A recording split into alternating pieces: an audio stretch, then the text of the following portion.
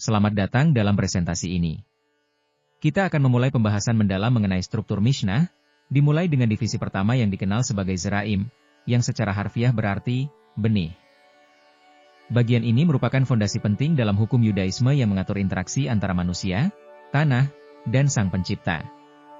Traktat pertama dalam divisi ini adalah Berakot, yang berfokus pada keberkatan dan doa dalam kehidupan sehari-hari.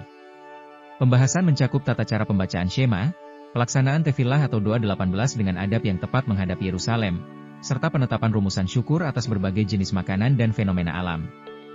Hal ini menegaskan bahwa setiap aspek kehidupan harus senantiasa diiringi dengan kesadaran akan kehadiran ilahi. Selanjutnya, Traktat Peah menguraikan tanggung jawab sosial melalui pengelolaan sisa panen. Hukum ini mewajibkan pemilik lahan untuk menyisihkan pojok ladang serta meninggalkan bulir gandum yang jatuh agar dapat diambil oleh kaum miskin.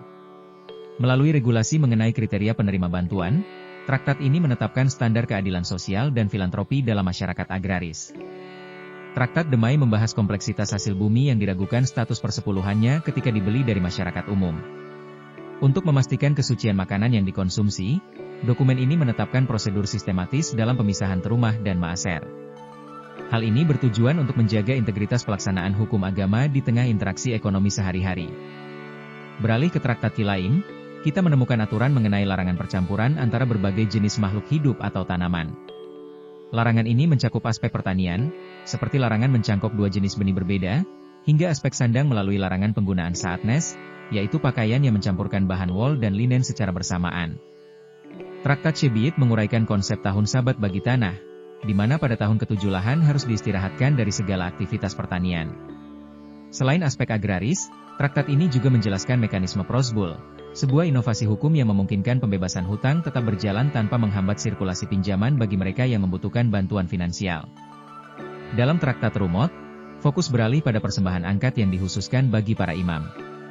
Aturan ini menetapkan bahwa sebagian dari hasil panen harus diserahkan sebagai bentuk dukungan kepada kaum klerus, di mana hanya imam dan keluarganya yang memiliki hak untuk mengonsumsinya dalam keadaan suci sesuai dengan ketentuan hukum imamat. Pembahasan berlanjut pada Traktat Maaserot dan Maaser Sheni yang mengatur tentang persepuluhan. Khusus pada Maaser Sheni, hasil panen atau nilai uangnya harus dibawa ke Yerusalem untuk dikonsumsi sebagai wujud syukur. Traktat ini juga memberikan solusi praktis bagi mereka yang tinggal jauh dari Yerusalem melalui prosedur penebusan nilai persepuluhan dengan tambahan kompensasi tertentu. Traktat Halah mengatur kewajiban spesifik dalam pembuatan roti, yaitu menyisihkan sebagian adonan untuk diberikan kepada imam sebelum proses pembakaran.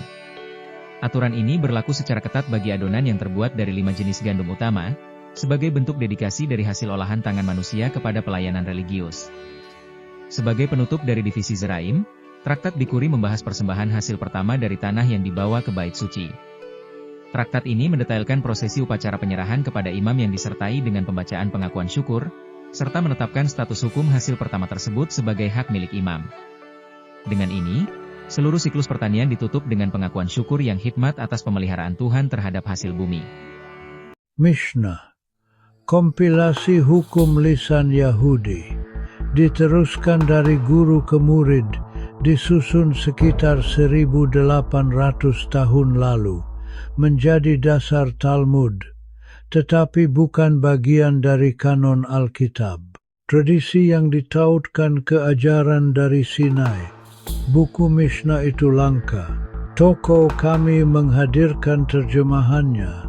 Klik link di bio untuk pesan sekarang.